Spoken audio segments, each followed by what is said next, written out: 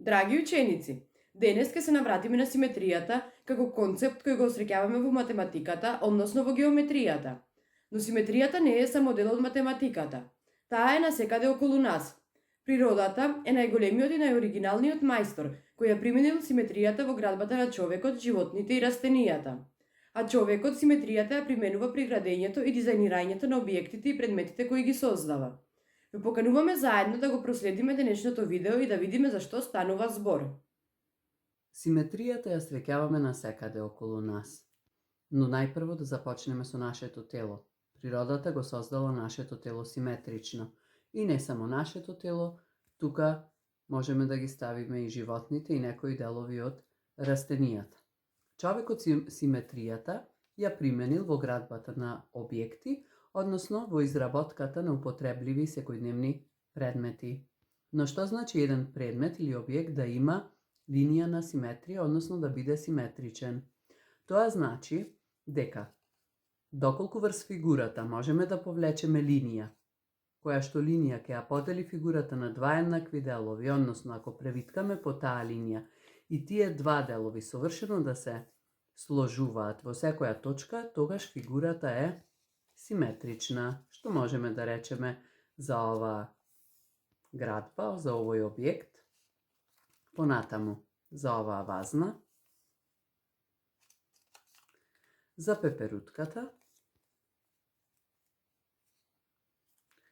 како и за човековото тело. А сега да ги разгледаме геометриските рамнински фигури и нивните линии на симетрија. Ако повлечеме линија на симетрија која минува низ темето на аголот, што се наоѓа спроти основата, бидејќи ова е рамнокраг триаголник, тогаш ќе видиме дека овој триаголник има тука линија на симетрија, односно двата негови делови кои сме ги превиткале, всушност одлично се сложуваат во секоја точка. Но ако се обидеме тоа да го направиме од другите два агли, ќе видиме дека деловите на триаголникот не се сложуваат, што значи овие две линии не се линија на симетрија. И овој рамнокраг триаголник има само една линија на симетрија.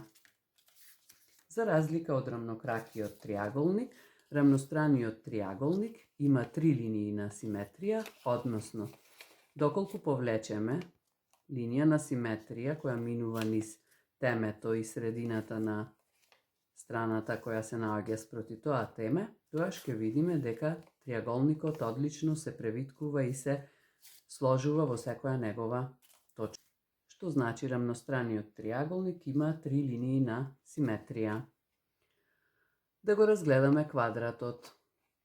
Имаме една линија на симетрија, две и две по диагоналите.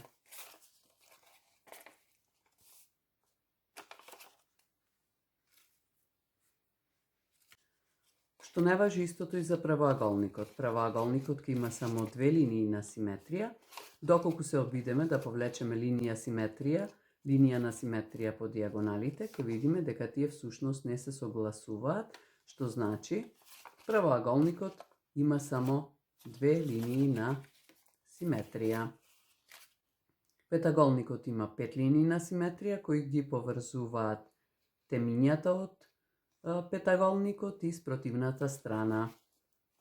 Имаме една, две, три, четири, пет. Од секоја теме повлечена по една линија на симетрија. Што не важи за кругот, доколку кај овие фигури имавме можност да повлечиме само по неколку линии на симетрија, кај кругот тоа можеме да го направиме повеќе пати, само видно е линијата на симетрија да минува низ центарот на кругот. Ако дрвеното стапче го замислиме дека е линијата на симетрија и врз него имаме еден дел од фигурата кој што се наоѓа од едната страна на линијата на симетрија, за да добиеме симетрична фигура, треба тој дел да се преслика од едната страна на линијата на другата страна на линијата. Или визуелно тоа можеме добро да го видиме, ако само брзо го завртиме.